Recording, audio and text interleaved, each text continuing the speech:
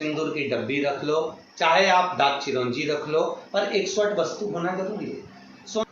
सोमती अमावस्या का फल ही यही है कि जिन वर कन्या का विवाह नहीं होता, जिन लड़का लड़की का विवाह नहीं होता, जिन पति पत्नी में आपसी में टकरार चल रहा हो, अदालत तक बात पहुंच गई हो, जिस घर में शांति नहीं रह रही हो, आपस में क्लेश बड़ा मचा हो, ऐसी हो गया मन में कि अब ये तनाव बहुत बढ़ गया है, संबंध टूट जाएगा, तो निवेदन है सोमती अमावस्या के दिन आप भी सोमती अमावस्या के दिन पीपल के वृक्ष के नीचे जाकर उस पीपल की पूजन कर कर उस पे कुंकु सिंदूर चंदन समर्पित कर कर कच्चे सूत से 7 परिक्रमा करिए। 7 बने तो 7, वैसे तो 108 लगाओगे तो आपके जीवन में सुखता आएगी। और ये वो सोमती अमावस्या पड़ रही है जिसको सोम पुष्प कहा जा रहा है, पुष्य नक्षत्र पड़ रहा है और 2 शनि प्रदोष है जो स्वयं भगवान शंकर के लिए शुभ है। आप 108 फेरी लगाएं, चाहे दाने से लगाएं, चिरौंजी से लगाएं, जिससे भी लगाएं, पीपल की पूजन करें, जल अर्चना करें। इतना निवेदन करता हूं कि आपके घर में अशांति नहीं हो सकती, परिवार में प्रेम जरूर बढ़ेगा। निवेदन है जिसके घर में क्लेश बहुत मचा हुआ है, या कोई पैसा खाकर चले गया, धन नहीं दे रहा, रुपया नहीं दे रहा, और बहुत मशक्कत कर लिए, हाथ जोड़ लिया, पांव पड़ लिया, रुपया नहीं दे रहा, तो काली तिल्ली को पानी में गला दीजिए और पानी में गलाकर उसको सुबह पीस लीजिए। सोमती अमावस्या के दिन सुबह पीस लो, पीस कर एक कटोरी में उसमें पीला चंदन मिला लीजिए, उसको लेकर जाइए। 1 लोटे में दूध और जल लेकर जाइए, 5 बेलपत्र लेकर जाइए, शंकर के मंदिर में पहुंचिए। शंकर जी के शिवलिंग को, वो जो तिल आपने पीसी है उस तिल को आप मिक्सर में मत पीसना, हाथ से कूटिए, या कोई बैलन से या कोई वस्तु से उसको पीसिए और पीस कर उसका उपटन तैयार करिए, उसमें चंदन मिलाकर शंकर के शिवलिंग को समर्पित करिए, शंकर के शिवलिंग को लगाइए। केवल शिवलिंग को ही नहीं, भगवान शंकर की संपूर्ण जलाधारी पर, जहां शंकर भगवान की बेटी अशोक सुंदरी है, कार्तिकेय जी हैं, गणेश जी हैं, उस पूरे जलाधारी में जहां पार्वती मैया भी विराजमान है, पूरी जलाधारी को समर्पित करिए। समर्पित कर कर त्रिपुंड लगाइए, अपनी 3 उंगलियां उसी चंदन पर फेर दीजिए, फेर कर अपनी कामना कर कर बेलपत्र चढ़ा दीजिए। 5 या 7 बेलपत्र आपके भाव से आप शिव को समर्पित कर दीजिए। समर्पित कर कर हाथ में कलश लेकर, दूध और जल मिला हुआ पात्र लेकर शंकर को समर्पित करिए और बाबा भोलेनाथ से विनती करिए कि जिस व्यक्ति ने हमारा धन खाया है, जिस व्यक्ति ने पैसा रख लिया, या कोई लेकर चले गया, या कोई ऐसा काम हो गया कि वो धन आ ही नहीं रहा है, बहुत तकलीफ में है, तो बाबा से विनती करो। मुझे पूरी उम्मीद है कि सोमती अमावस्या इस बार आप जो कर रहे हैं, अगली सोमती अमावस्या जब आएगी, इतनी प्रसन्न चित्त में आप ये पूजन करेंगे, वापिस करेंगे और पूरे परिवार समेत करेंगे। जब आपका धन आ जाएगा, वैभव हो जाएगा, तो आप वापिस उसको धारण करेंगे। फिर नहीं, और लिख के रखना, अगली सोमती को फिर करना, जब सोमती अमावस्या पड़े फिर उसको करिएगा, आपको फल अधिक मिलेगा। मेरा निवेदन, जिन कन्या और वर के विवाह नहीं हो रहे, वो सोमती अमावस्या के दिन जाकर बाबा पीपल के पेड़ की फेरी अवश्य दें। 108 नहीं बने 7 अवश्य दें। पूजन कर कर, दिया लगाकर, घी का दीप प्रज्वलित कर कर बड़े आनंद में पीपल देव का पूजन करें। और निवेदन, जिस व्यक्ति को रोग बहुत हो, चाहे शुगर हो, बीपी हो, या घुटने में दर्द हो, कमर में दर्द हो, या बहुत कष्ट का जीवन निकल रहा हो, यहाँ तक कैंसर जैसी भी बीमारी यदि आपको है, तो ये सोम पुष्प को छोड़ना मत ही, सोमती अमावस्या को मत छोड़ना। निवेदन है, आप एक पात्र जल जिसमें पीला चंदन, पात्र के जल में एक कलश में जल लीजिएगा, उसमें पीला चंदन घोल लीजिए। पीला चंदन घोलकर उसमें थोड़ी सी काली मिर्ची पीस कर मिला लीजिए, काली मिर्ची को पीस कर डाल दीजिए और उसमें 7 बेलपत्र उसके अंदर डाल दीजिए। 7 बेलपत्र के साथ में 7 वृक्ष के पत्ते, कोई भी वृक्ष जो आपके पास में हो, 7 वृक्ष के पत्ते उस कलश में डाल दीजिए।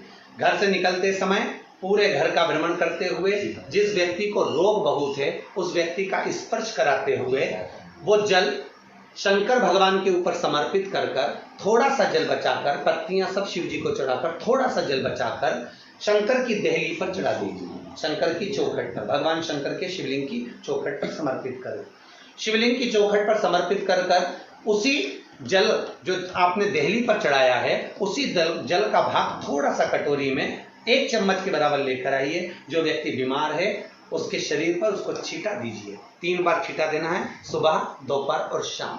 उसके बाद में बाबा विश्वनाथ से प्रार्थना करिए। शाम के समय घर के बाहर एक घी का दिया अवश्य लगाइए। मुझे मत छोड़ना। निवेदन है, आप एक पात्र जल जिसमें पीला चंदन, पात्र के जल में एक कलश में जल लीजिएगा, उसमें पीला चंदन घोल लीजिए। पीला चंदन घोलकर उसमें थोड़ी सी काली मिर्ची पीस कर मिला लीजिए। काली मिर्ची को पीस कर डाल दीजिए और उसमें 7 बेलपत्र उसके अंदर डाल दीजिए। 7 बेलपत्र के साथ में 7 वृक्ष के पत्ते, कोई भी वृक्ष जो आपके पास में हो, 7 वृक्ष के पत्ते उस कलश में डाल दीजिए।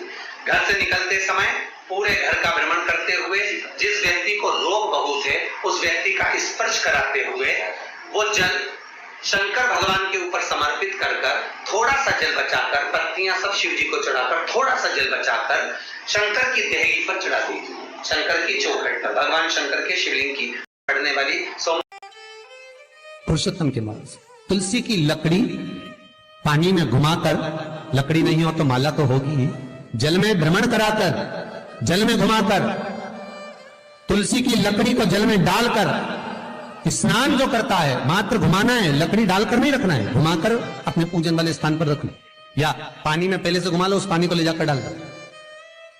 अमावस्या स्नान जो जीव करता है, शिव महापुराण की कथा कहती है जितनी वर्ष में सोमती पड़ती है, सोमती अमावस्याएं पड़ती हैं, शनिचरी अमावस्याएं पड़ती हैं, सारी अमावस्या का पुण्य उस जीव। भूल से भी अगर कोई चंदन की उंगलियां लगा देता है, 7 स्थान ऐसे हैं जहां चंदन की मात्र उंगलियां लगा देने से ही शिव पितृलोक के पितरों को मुक्ति प्रदान करके वैकुंठ लोक का निवास दे देते हैं। 7 स्थान।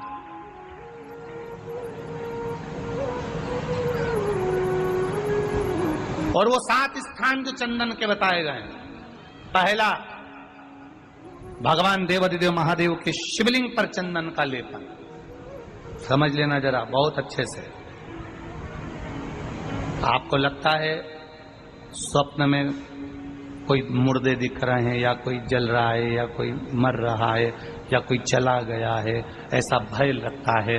बच्चों को मानी भेजूंगी ऐसा हो जाएगा, पति को मानी भेजूंगी ऐसा हो जाएगा, कोई हमारे कोई गलत तो नहीं कर रहा है, आपको लगता है। 7 स्थान चंदन के बताएं महाराज। पहला शिवलिंग,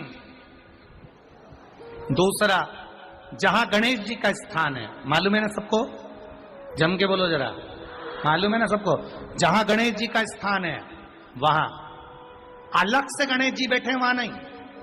शिवलिंग में जलाधारी के ठीक सामने, राइट में गणेश, लेफ्ट में कार्तिकेय, बीच में अशोक सुंदरी।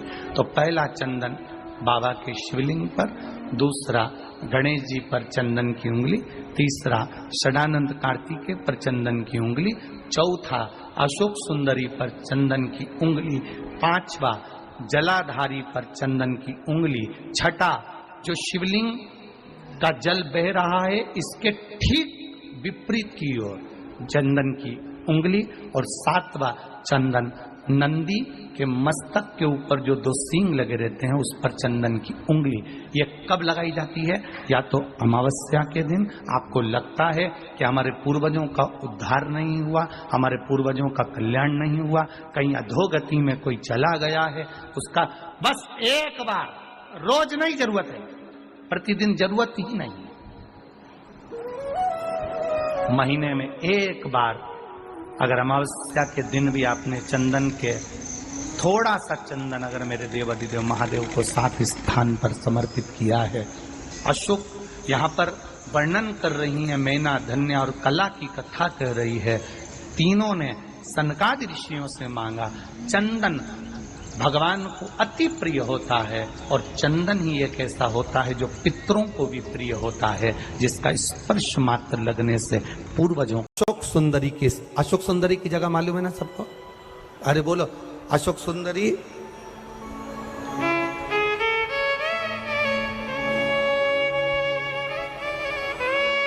जैसे ये शिवलिंग,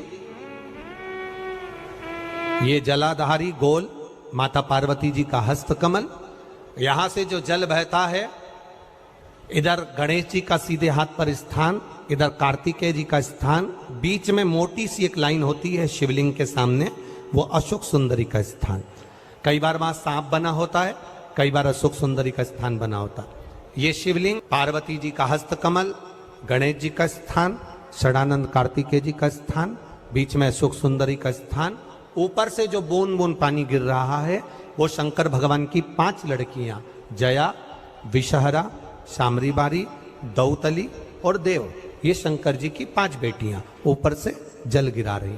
तो अशोक सुंदर स्थान होता है जब आपके गर्भाशय में या शरीर में पुरुष हो, स्त्री हो, जिसके पूरे शरीर में कहीं पर भी गांठ पड़ गई हो और गल ना रही हो, एक चावल का दाना अशोक सुंदरी वाली जगह पर चढ़ाना प्रारंभ करो, शिव जी पे जल चढ़ाना प्रारंभ करो, उस जल का आचमन करना प्रारंभ करिए।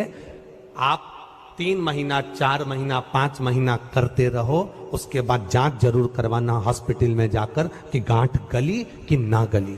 पर विश्वास रखो, भरोसो दृढ़ इन चरणन करो, श्री वल्लभ नक चंद्र छटा भी। ये बेलपत्र जो होता है,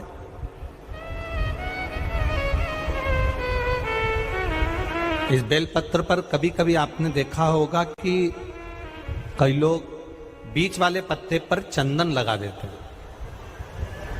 ये जो बीच का पत्ता होता है, इस पर लोग चंदन लगा देते हैं। शिव महापुराण की कथा कहती है, अगर भूलवश भी, अनायास आपके पास बेलपत्र भी नहीं है, शिव जी का चढ़ा हुआ बेलपत्र भी अगर आपने उठा लिया और उठाकर उस बीच वाले पत्ते पर एक चावल का दाना रखकर भी आप भगवान भोलेनाथ को समर्पित कर रहे हो, तो ये समझ लेना कि तुमने महीना, 2 महीना, 4 महीना, 6 महीना, 8 महीने में, हम तो हमेशा कहते आए हैं, आज फिर कर रहे हैं, 1 महीना पूरा हो जाए जल चढ़ाते, 2 महीना पूरा हो जाए जल चढ़ाते, 3 महीना पूरा हो जाए, 4 महीने पूरे हो गए, 6 महीने पूरे हो गए, या आपका साल भर पूरा हो गया, प्रयास करा करो, एक बीच वाले पत्ते पर एक चावल का दाना रखकर शिव जी को समर्पित करना। क्यों? जो तुमने पूर्व में जल चढ़ाया है वो चावल का दाना अक्षय, उसको अक्षत माना जाता है, अक्षय माना जाता है। मतलब तुमने अभी तक जो जल समर्पित करा है वो कभी समाप्त नहीं हो सकता, उसका पुण्य तुम्हारे खाते में चले गया, अब तुम उसको किसी को भी प्रदान कर सकते हो।